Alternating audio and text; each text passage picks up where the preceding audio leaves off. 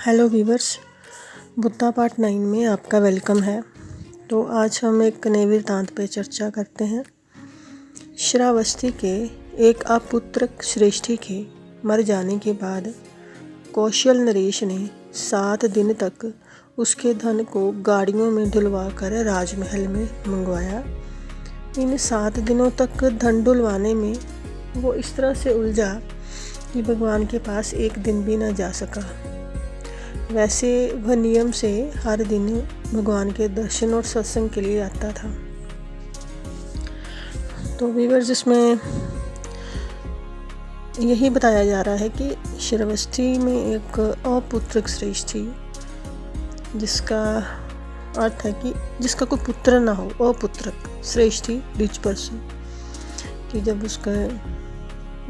उसका देहांत हो जाता है तो क्योंकि उसकी कोई संतान नहीं थी, तो वहाँ के जो राजा थे, कौशल देश के राजा नरेश जो थे राजा, उनको 7 दिन लगे कि उसका इतना धन था कि उसको राजमहल में, क्योंकि नेचुरली जिसकी कोई संतान पीछे नहीं रहती तो उसका धन सरकार के पास ही जाता है।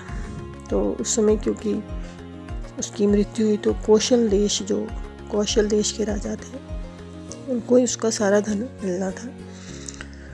तो वो हर दिन जाते थे भगवान के दर्शन के लिए, लेकिन 7 दिन उसका इतना धन था कि वो उसमें इतना उलझे रहे कि 7 दिन लगे कि वो सारा धन उनको राजमहल में मंगवाने में। तो जिस दिन धन ढुलवाने का काम ख़त्म हुआ, उस दिन उन्हें याद आया कि चलो आज दर्शन करके आते हैं। तो वो बड़ी दोपहरी में ही भगवान के पास जा पहुंचा। तो भगवान ने उससे इतनी दोपहर में आने का कारण पूछा। तो राजा ने बताया कि बनते कि एक बात मेरे मन को बड़ा व्याकुल करती है कि वो जो अपुत्रक श्रेष्ठी के पास इतना धन था और मुझे 7 दिन लग गए हैं उसको गाड़ियों में ढुलवाते तब जाकर उसके धन को राजमहल में ला पाया हूँ। फिर भी वह रूखा सूखा खाता था, फटा पुराना पहनता था और टूटे हुए जराशीर्ण रथों पर चलता था।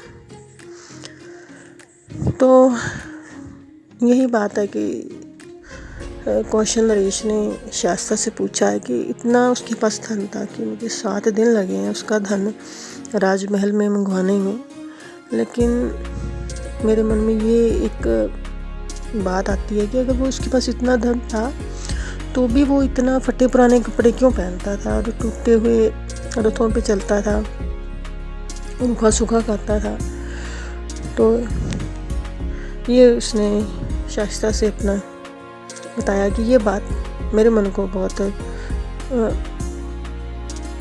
व्याकुल करती है कि ऐसा क्यों था अगर इतना धन था। तो इसे सुनकर भगवान ने कहा कि महाराज, वह पूर्व काल में तग्गर शिखी बुद्ध को दान दिया था।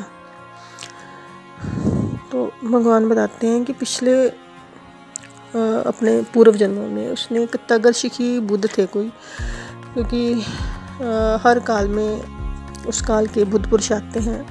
तो उसके पूर्व कालों में तग्गर शिखी नाम के एक बुद्ध थे, तो इसने उनको दान दिया था।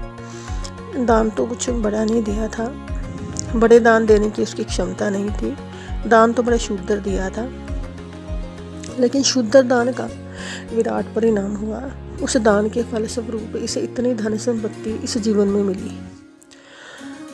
तो दान तो उसने थोड़ा ही दिया था, पर दान देकर पीछे पछताया बहुत था कि यह भी क्या भूल कर ली, यह भी किन बातों में आ गया।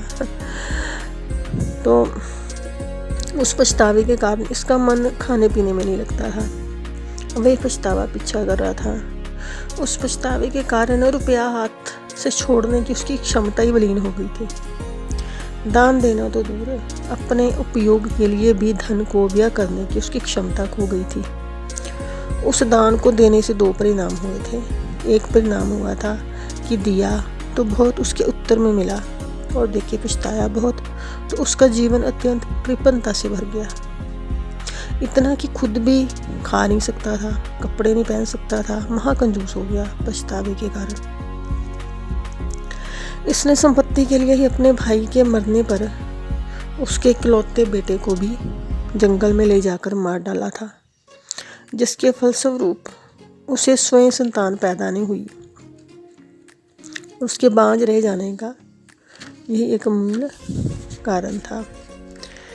इस समय मरकर वह महारौरव नरक में उत्पन्न हुआ है, क्योंकि पुराना किया हुआ इसका पुण्य खत्म हो गया है और नया कोई पुण्य इसने नहीं किया। राजा ने भगवान की बात सुन के कहा, भंते, उसने बड़ा बुरा कर्म किया जो आप जैसे बुद्ध के पास विहार में रहते हुए भी दान ना दिया, ना धर्म श्रवण किया, ना अपनी संपत्ति का कोई सदुपयोग किया, कोई पुण्य नहीं कमाया और अब सब छोड़ के अंततः मर ही गया। शास्ता हंसे और बोले, ऐसे ही महाराज बुद्धिहीन पुरुष धन संपत्ति पाकर भी निर्वाण की तलाश नहीं करते हैं और धन संपत्ति के कारण उत्पन्न तृष्णा उनका दीर्घ काल तक हनन करती है। और तब उन्होंने यह गाथा कही, हन्नति भोगा दुम्मेधे नोचे पारगे विसिनो भोग तनहाय दुमेधो हंति अने व अतना। संसार को पार होने की कोशिश नहीं करने वाले दुर्बुद्धि मनुष्य को भोग नष्ट कर डालते हैं। भोग की तृष्णा में पड़कर वह दुर्बुद्धि पराई की तरह अपना ही घात करता है।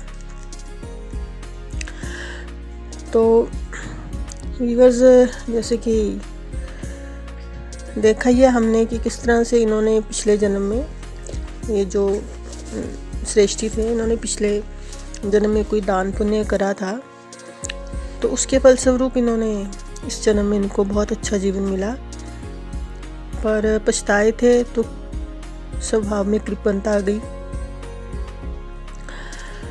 और जिसके कारण अपना जीवन अच्छी तरह से वो नहीं बिता पाए